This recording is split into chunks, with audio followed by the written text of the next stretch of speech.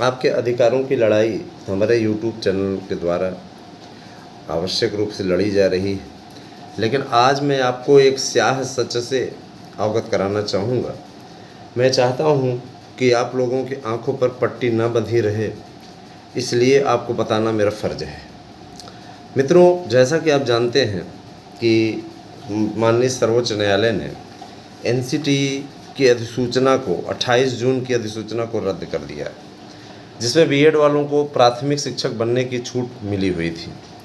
अधिसूचना को रद्द करते हुए सर्वोच्च न्यायालय का एक कमेंट था कि जब इनके पास में ब्रिज कोर्स जैसा कोर्स नहीं है और इनके एक ही भर्ती में विभिन्न विसंगतियां नहीं की जा सकती कि एक जाके ट्रेनिंग ले और दूसरा कोई ट्रेनिंग लिए बिना ही डायरेक्ट नियुक्त हो जाए, तो इसके पश्चात बहुत से अध्यापक, चाहे वो 69,000 में चयनित अभ्यर्थी हों अथवा इसके पहले और जो चयनित हुए हैं वे लोग हों, 2023 का तो ये तो आपका 20 से 23 की बात हुई। अब मैं आपको बताने जा रहा हूँ, ये जो आप लोगों का 2010 में भर्ती हुई थी 11 में, टीईटी 2011 की। आज उत्तर प्रदेश सरकार ने काउंसलिंग को स्थगित कर दिया है 72,825 के प्रकरण पे। इस पे कोई कोर्ट से ही अब कुछ डिसीजन होगा तो आगे कुछ होना है कि वह अच्छी तरीके से जानते हैं कि 72,825 की काउंसलिंग अब उसी स्थिति में हो सकती है जब एनसीटी अनुमति दे। एनसीटी द्वारा जारी की गई अधिसूचना रद्द है। एनसीटी का ये कहना है कि 2010 की भी वही स्थिति है जो 2010 में हमने अधिसूचना जारी की थी, वही स्थिति जैसी कि वर्तमान में 28 जून वाली अधिसूचना रद्द हुई है, सेम वही स्थिति 2010 की भी है। मतलब टीईटी मेरिट पे जो लोग नियुक्त हुए, सर्वोच्च न्यायालय के आदेशानुसार काउंसलिंग की गई, वहाँ पे कराई गई, उसमें नियम कानून कुछ भी नहीं देखा गया, सारी चीज़ें बस ऐसे होती गई। वहाँ पे मुद्दा था टीईटी बनाम एकेडमिक। बाद में एकेडमिक की जीत हुई, लेकिन एकेडमिक के पास कुछ मिला नहीं, एकेडमिक को कुछ मिला नहीं। तो दोस्तों, हुआ क्या, इनके साथ बड़ी बुरी परिस्थितियां हैं। आप इस बात की पुष्टि विभिन्न यूट्यूब चैनलों पर, जो बड़े यूट्यूब चैनल हैं, जो बड़े चैनल हैं, उन पे भी कर सकते हैं। जो स्थिति वर्तमान में 69,000 की है, वही स्थिति वर्तमान में 2011 टीईटी मेरिट पर चयनित लोगों की भी है। उस दिन मैंने आपको न्यूज़ दी थी कि टीईटी मेरिट 2011 रद्द, भाई लोगों को बहुत बुरा लगा। ये सच है, इस पर कोई दो राय नहीं है। आने वाले समय में टीईटी मेरिट हर हाल में रद्द होगी, है ना।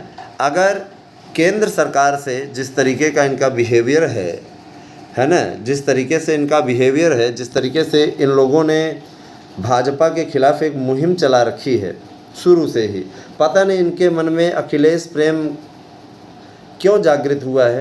किसी नेता का विरोधी नहीं हूँ, मैं स्पष्ट कर दूँ।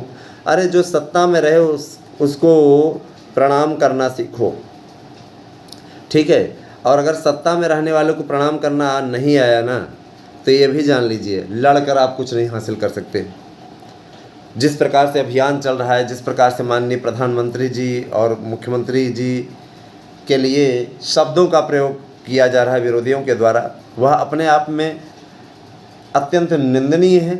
और मैं स्पष्ट कर देना चाहता हूँ, ऐसे करके आप कुछ नहीं हासिल कर सकते। आप एनसीटी को गाली दे करके कुछ नहीं हासिल कर सकते, है ना। अपने इन नेताओं से जिन्हें संस्कार नहीं मिले हैं, इनसे कहिए कि ये भाषा का सही प्रयोग करें और इस सच को एक्सेप्ट करने के लिए, स्वीकार करने के लिए भी तैयार हो जाएं कि जो स्थिति वर्तमान में 69,000 में चयनित लोगों की है, वही स्थिति हूबहू 2010 के बाद चयनित अर्थात टीईटी मेरिट पर चयनित युवाओं की भी है। इसमें कोई दो राय नहीं। अधिसूचना में दोनों में समानताएं देखिए।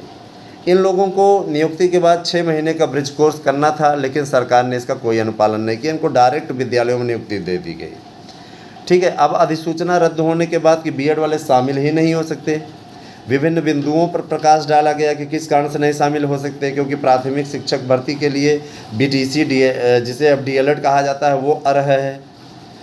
तो ये भी एक प्रश्न उठता है कि जब वही अर्ह थे तो इन्हें शामिल क्यों किया गया। इनका क्या कसूर था। कुछ अभ्यर्थियों का यह भी कहना है कि हम लोग कर्जा लेकर के बीएड किए, जब 2018 में से 28 जून 2018 को इसे शामिल किया गया, तो हम लोगों ने बीएड किया, नहीं तो हम बीटीसी ही कर लेते। अगर आपको बाहर ही करना तो इस प्रकार के कार्य नहीं। देखिए, इसमें कुल मिलाकर के पूरे देश से लगभग 3 से 4 लाख टीचर फंस रहे हैं। जाहिर सी बात है, केंद्र के पास, एनसीटीई के पास इन्हें बचाने के लिए कोई न कोई उपाय इनको निकालना पड़ेगा। हमारे विश्वस्त सूत्र बताते हैं कि एनसीटीई कुछ न कुछ अवश्य करेगी, लेकिन कहीं न कहीं डरे हुए हैं। इस समय जो 10 सालों से नौकरी कर रहे हैं, ऐसे लोगों को ही बाहर होने का संकट मंडरा रहा है। कुछ लोग कहेंगे कि टीईटी 2011 के आप मेरिट के आप विरोधी हैं, तो हम विरोधी नहीं भैया। सच्चाई जितनी जल्दी स्वीकार कर लो उतना अच्छा है ना। सच कड़वा होता है, जितनी जल्दी स्वीकार कर लो उतना अच्छा है। जो हाल एक स्थिति थी ना कि जो तोर गति सो मोर गति, तो जैसी हालत उनकी थी, इनकी है 69,000 वालों की, वही स्थिति 2011 वालों की भी है। उसमें भी ब्रिज कोर्स का प्रावधान किया गया था। टीईटी मेरिट पे, उस अवैध मेरिट पे एकाएक नियुक्ति हो गई और पूरी तरीके से, है ना, उस पर आगे बढ़ती गई गवर्नमेंट। किसी प्रकार का कोई ब्रिज कोर्स नहीं करवाया, डायरेक्ट भाई लोग नौकरी पा गए और नौकरी मज़े से कर रहे हैं, है ना। ऐसे ऐसे लोगों को नौकरी मिल गई जिन्होंने कभी ज़िंदगी में कल्पना नहीं की थी, और ऐसे ऐसे लोग बच गए, नहीं पाए। अभी कुछ मिलते हैं तो कहते हैं अरे 2011 वाला नाश कर दिया, नहीं तो नौकरी कर रहे होते, है ना। बेचारे ऐसी स्थितियों में हैं। 40